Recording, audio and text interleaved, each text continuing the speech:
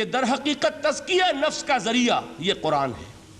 سینوں میں جو روگ ہیں، حب دنیا، حب مال، حب شہرت، حب اقتدار، جس کو کہ ایڈلر کہتا ہے دی ارج ٹو ڈومینیٹ، میرا غلبہ ہو، میرا تسلط ہو، میں نمایاں ہو جاؤں، میری حکومت بن جائے، اختیار میرے ہاتھ میں آ جائے، دی ارج ٹو ڈومینیٹ، یہ ساری ارجز ہیں ہماری در حقیقت جس سے فساد رونما ہے۔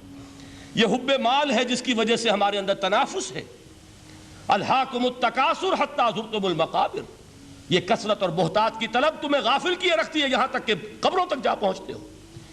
آنکھ انسان کی کھل نہیں پاتی، جس کے پاس 10 نسلوں کے لیے کھانے کو موجود ہے، اس کی بھی حرص جو ہے اور مزید کا لالچ جو ہے وہ ختم نہیں ہوتا۔ یہ چیزیں ہیں اصل روگ، ان دلوں کے روگوں کا اور سینوں کے اندر کے ان امراض کا علاج قرآن ہے۔ یا ایھا الناس قد جاءتکم موعظۃ من ربکم وشفاء لما فی الصدور۔ اب جب یہ دو چیزیں ہو جائیں گی، اب تیسرا لفظ ہے ہدن۔ ہدایت بیکار ہے جب تک دل میں گداز نہ ہو، ہدایت بیکار ہے جب تک کہ نیت درست نہ ہو۔ کوئی شخص بڑا عالم ہے لیکن اپنے علم کو اس نے ذریعہ بنایا ہے دنیا کمانے کا، تو در حقیقت یہ قرآن اس کے حق میں ہدایت نہیں ہے، اس کے حق میں عذاب خدا بندی کا ذریعہ بن رہا ہے۔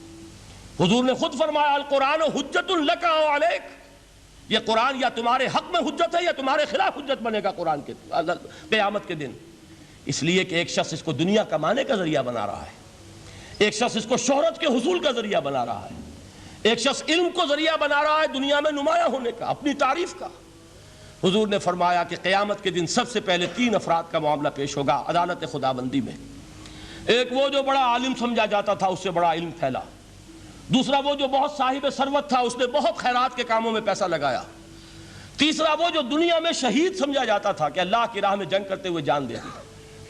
اللہ ان تینوں سے جو اس کو نعمتیں دی تھی ان کا ذکر کر کے پوچھے گا کہ میں نے تمہیں یہ دیا، تمہیں یہ دیا، تمہیں یہ دیا، تم کیا کر کے لائے؟ وہ شہید کہے گا کہ اللہ میں نے تیری راہ میں جنگ کی اور اپنی جان دے دی تاکہ تو راضی ہو جائے۔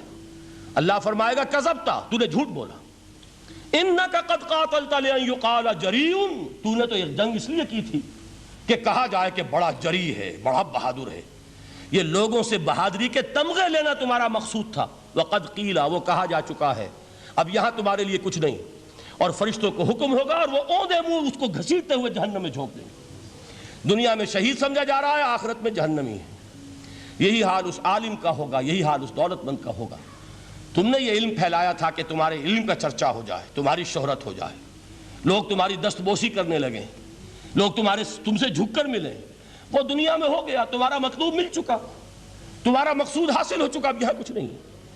تو جان لیجئے کہ جب تک دلوں کے روگ درست نہ ہوں، علم بیکار ہے، ہدایت قطعاً غیر مفید ہے۔ پہلے دلوں کا کرسٹ اترے، اس کی سختی دور ہو، یہ ہے موعظہ۔ دلوں کے اندر سے حب جاہ، حب دنیا، حب مال نکلے، یہ ہے تزکیہ، شفاء لما فی الصدور۔ اب ہدایت خداوندی، اب راستہ آپ دیکھیں گے اور اس راستے پر چلیں گے۔